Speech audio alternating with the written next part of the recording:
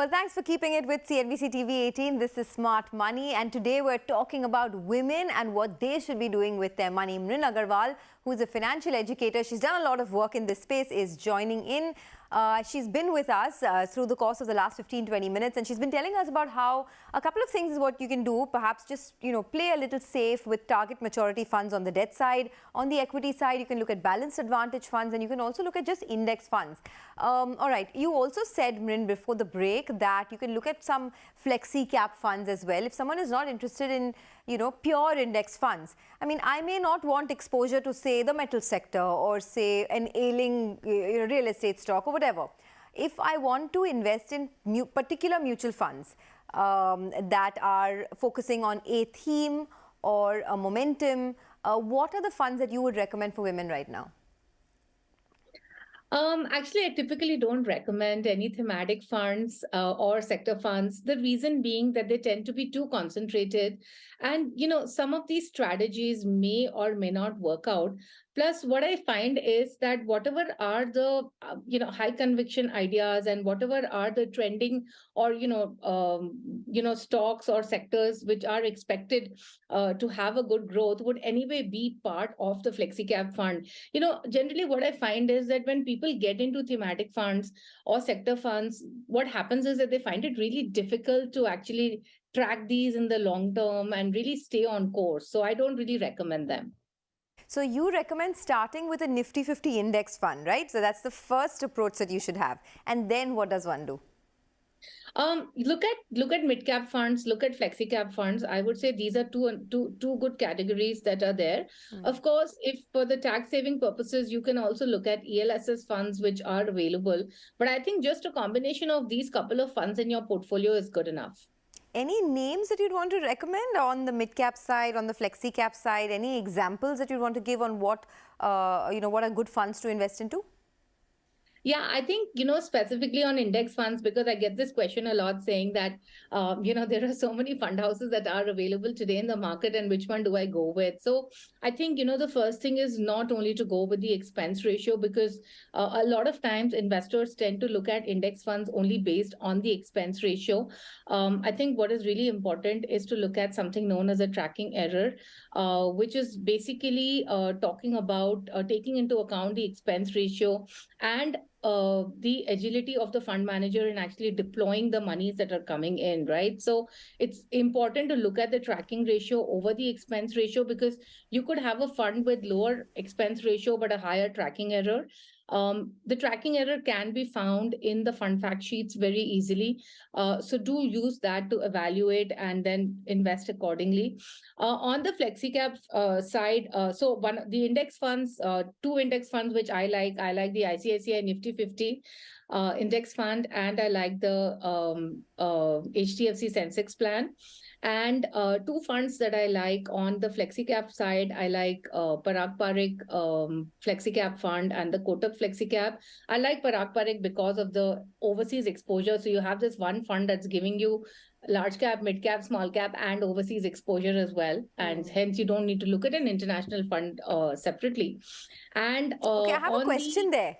I have a question there, because Parag Parikh's fund has not done very well, right? Purely because of the exposure it has to the global markets. And as we know, global technology stocks, global banking stocks have been under pressure. What do you do at a time like this? Do you keep the faith? Yes, you just keep invested. And that's the whole idea in equity investing, that you need to have a 7 to 10 year time frame, because there are going to be short term volatilities. There is not going to be linear growth. And certainly the only thing that can help you manage volatility is the time, right? Because you cannot impact, how the markets behave is not in your hands. Okay. Gold has traditionally been held as a security for bad times, right? However, women seem to prefer physical gold over paper gold. We were discussing this a while back. How do you change that mindset if you'd want to once again reiterate the importance of putting your money into, say, SGBs or ETFs? It's better off than investing in physical gold. What would you tell your women viewers? Well, every time I go to buy gold, I'm very horrified when I calculate and I see that 30% of the money that I'm paying is going towards charges, making charges, wasted charges, and whatever else is there. And, also when you're selling it, there's a 5 to 10% loss that you have. So, you're basically looking at 30 to 40% as money just going away when you're buying physical gold. And you're going to save all of this if you buy paper gold, right?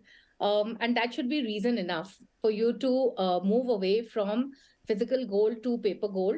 And also, the whole point about the tangibility of the product doesn't really matter anymore. But what about the argument that if you're buying physical gold, right, you'd rather buy it in the form of gold coins or in the form of gold biscuits if you can afford it? That's a better way. You can sort of escape making charges. You don't believe in that? No, because you have storage issues and stuff like that. And I think it's just this whole factor of, this feel-good factor of tangibility that exists. And this legacy issue, right? What our fathers, forefathers, rather mothers and grandmothers have been doing. We just sort of take it forward. It's time to sort of end that legacy. So all the ladies watching us right now, you're losing a lot of money if you're buying physical gold. If you're interested in gold, rather buy paper gold. I also find that gold schemes from jewelry shops have become suddenly very popular. Any take on that? I think you should be very mindful of it. So what typically happens in these schemes is that you invest for a period of 11 months, and then the jeweler puts in the money in the 12th month, and then they allow you to buy gold from that accumulated amount. But typically you have to buy only gold jewelry, and you cannot buy coins and bars. And the other thing is that if you have an emergency and you want to exit from that scheme, you can't, right? So the issue that I have with that scheme is that you're taking the risk of putting your money with one jewelry shop and one jeweler. And, if, essentially what you're doing is that you're providing short-term working capital to the jewelry shop, right? Now, if for whatever reason, business is not good or whatever reason, this person shuts the shop tomorrow, there's no recourse that you have, because as far as I know, that this investment is also shown as an advance purchase and not a deposit, right? So when something is shown as a deposit, then of course there's regulation, there are various guidelines, there's grievance mechanism and all of that. But when it is shown as an advance purchase, as far as I know, there's going to be none of that. So you're going to be at the mercy of the jeweler. So as such, I don't recommend these schemes. I know they're pretty high yielding, and I know a lot of people are attracted towards it because of that. But I don't recommend it simply because of the credit risk that exists with the product. Okay, that's very important advice. Thanks for that, Mrin. So for short, medium and long-term goals, right, let's get back to that. What are the products that women can consider in their portfolio? You spoke about a couple of them, but if you had to summarize for us, what should a woman's portfolio look like? So for the short term, which I would say would be below 3 years, you can look at fixed deposits. They're easy, simple to invest, and of course, they're going to be fully taxable. But I think you have some great rates available as well right now. So look at fixed deposits. Of course, you can look at ultra short duration debt funds as well. But if you find it difficult to figure out what this product is, just go with a fixed deposit. On the medium term side, which I would say would be between 5 to 8 years, you can look at the sovereign gold bond, of course. If you prefer gold as an investment, you can, of course, look at debt funds also. You can look at, for example, you could look at short duration debt funds, which I've always preferred over any other category in debt funds, because I have found the risk adjusted returns on these funds to be more consistent than any of the other categories. And the third one that I spoke about, of course, was the balanced advantage funds that you can look at. The fourth one, of course, part of the debt space is also the target maturity fund. So you've got sovereign gold bond, you've got target maturity fund, you've got short duration debt funds, and you've got the balanced advantage fund in the medium term space.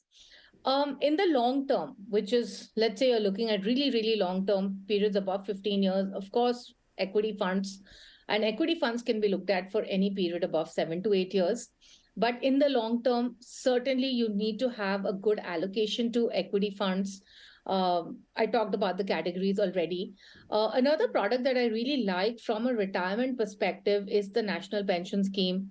Again, in the National Pension Scheme, you have various investment options that are available. And the one that I like the most is the active equity choice, because it allows you to build a large retirement corpus.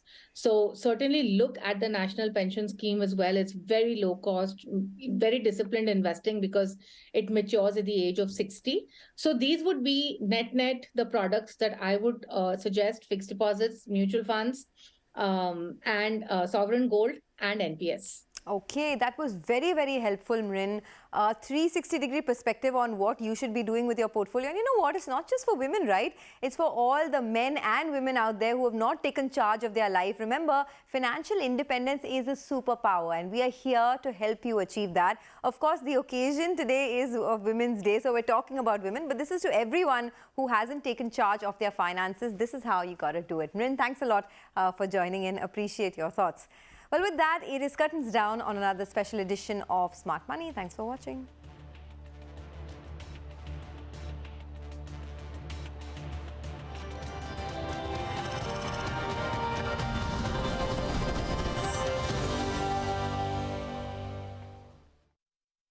Presented by HSBC.